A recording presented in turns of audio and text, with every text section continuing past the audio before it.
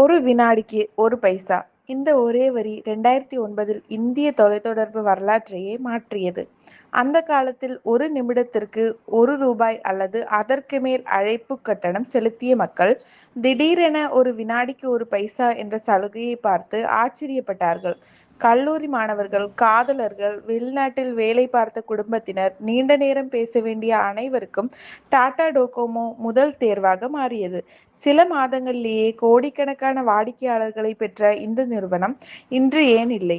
இந்த வீடியோவில் டாடா டோகோமோவின் பிறப்பு, அதிரடி வளர்ச்சி, இந்திய தொலைத்தொடர்பு துறையில் இது ஏற்படுத்திய புரட்சி, பின்னர் நடந்த வீழ்ச்சி மற்றும் ஒவ்வொரு தொழில் முனைவோருக்கும் கற்றுக்கொள்ள வேண்டிய முக்கியமான பாடங்களை விரிவாக பார்க்கலாம்.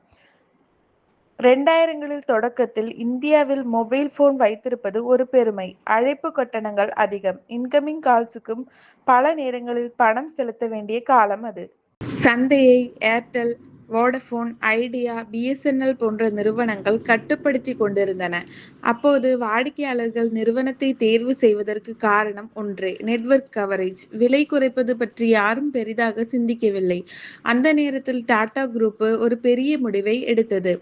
உப்பு முதல் கார்கள் வரை பல துறைகளில் வெற்றி பெற்ற டாடா குரூப் தொலைத்தொடர்பு துறையிலும் பெரிய சாதனை படைக்க விரும்பியது. அதற்காக டாடா டெலி சர்வீஸ் உருவாக்கப்பட்டது. ஆனால் ஒரு சவால் இருந்தது. சந்தையில் ஏற்கனவே பல பெரிய நிறுவனங்கள் இருந்தன. அவர்களுடன் போட்டியிட ஒரு சாதாரண திட்டம் போதாது. இந்த நேரத்தில்தான் ஜப்பானின் மிகப்பெரிய தொலைத்தொடர்பு நிறுவனமான என்டிடி டோகோமோ இந்திய சந்தையை கவனித்தது. இரு நிறுவனங்களும் கைகோர்த்தன.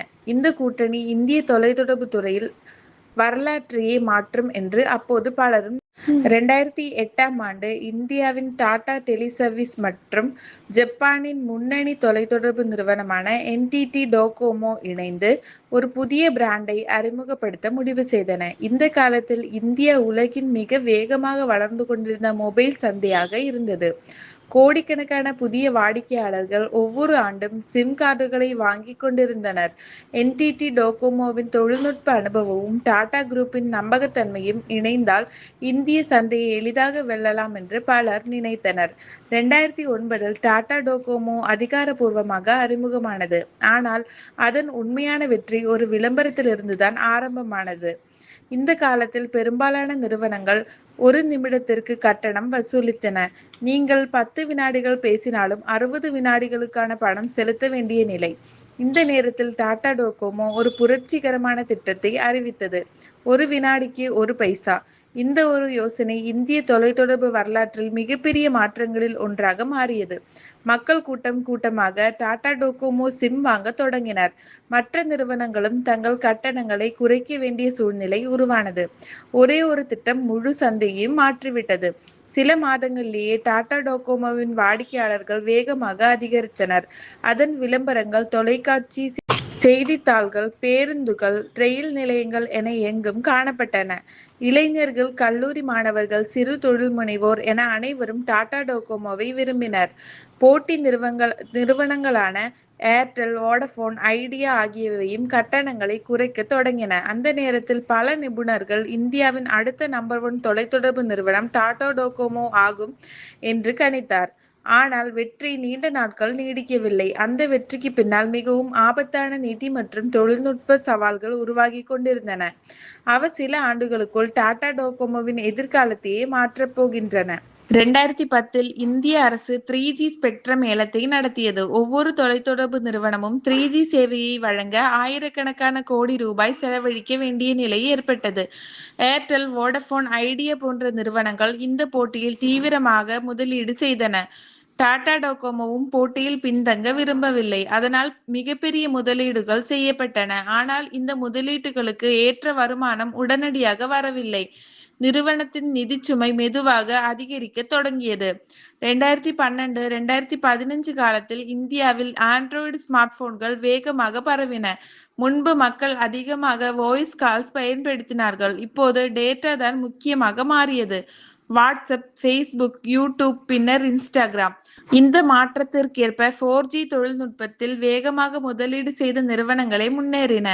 2016 ரிலையன்ஸ் ஜியோ இந்திய சந்தையில் நுழைந்தது. இலவச வாய்ஸ் கால்ஸ், மாதக்கணக்கில் இலவச 4G டேட்டா, மிக குறைந்த விலையில் திட்டங்கள். இந்த அறிவிப்பு இந்திய தொலைத்தொடர்பு துறையில் மிகப்பெரிய மாற்றத்தை ஏற்படுத்தியது. கோடிக்கணக்கான மக்கள் புதிய ஜியோ சிம் வாங்கினர்.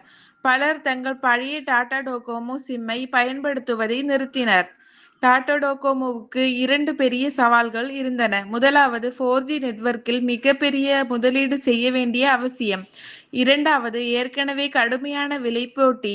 இந்த 2 காரணங்களாலும் நிறுவனம் தனது மொபைல் சேவையை லாபகரமாக நடத்த முடியாத நிலைக்கு வந்தது. இந்த ஒரு காலத்தில் இந்தியாவை மாற்றிய பேப்பர் செகண்ட் புரட்சி இப்போது போதுமானதாக இல்லை. சந்தையே முழுவதும் மாறிவிட்டது. 2014ஆம் ஆண்டு ஜப்பானின் NTT டோகோமோ இந்திய முதலீட்டிலிருந்து வெளியேற முடிவு செய்தது.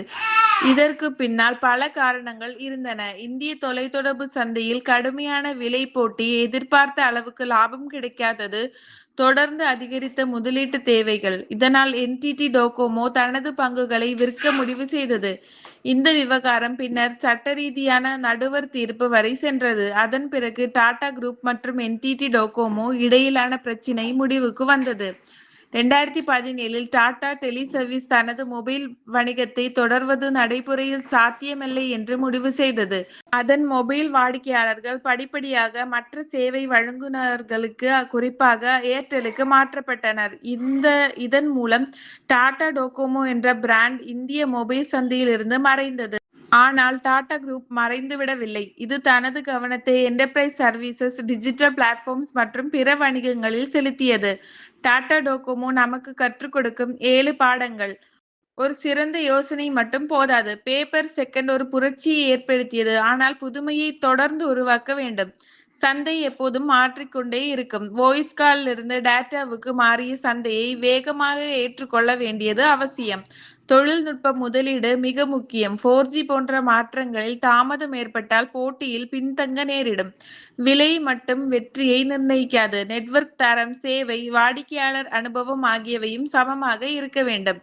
சர்வதேச கூட்டணியும் வெற்றிக்கு உத்தரவாதம் அல்ல. பெரிய நிறுவனங்கள் இணைந்தாலும் சந்தை உண்மைகளை சரியாக புரிந்து கொள்ள வேண்டும். சரியான நேரத்தில் திசை மாற்றம் அவசியம். சில நேரங்களில் ஒரு வணிகத்தை நிறுத்தி வலுவான துறைகளில் கவனம் செலுத்துவது நல்ல முடிவாக இருக்கலாம். தோல்வி ஒரு முடிவு அல்ல. டாடா குரூப் இன்று பல துறைகளில் தொடர்ந்து வெற்றிகரமாக செயல்பட்டு வருகிறது. ஒரு காலத்தில் இந்தியாவின் தொலைத்தொடர்பு உலகை மாற்றிய டாடா டோகோமோ இன்று ஒரு நினைவாக மட்டுமே உள்ளது. ஆனால் இது இந்திய மக்களுக்கு குறைந்த விலையில் பேசும் வாய்ப்பை உருவாக்கியது. முழு தொலைத்தொடர்பு துறையையே புதிய பாதைக்கு கொண்டு சென்றது. சில நிறுவனங்கள் நீண்ட காலம் வாழ்கின்றன. சில நிறுவனங்கள் குறுகிய காலமே இருந்தாலும் ஒரு துறையின் வரலாற்றை மாற்றி விடுகின்றன. அப்படிப்பட்ட நிறுவனங்களில் ஒன்றுதான் டாடா டோகோமோ. இந்த வீடியோ உங்களுக்கு பிடித்திருந்தால் லைக் செய்யுங்கள். கமெண்டில் உங்கள் டாடா டோகோமோ நினைவுகளை பகிருங்கள்.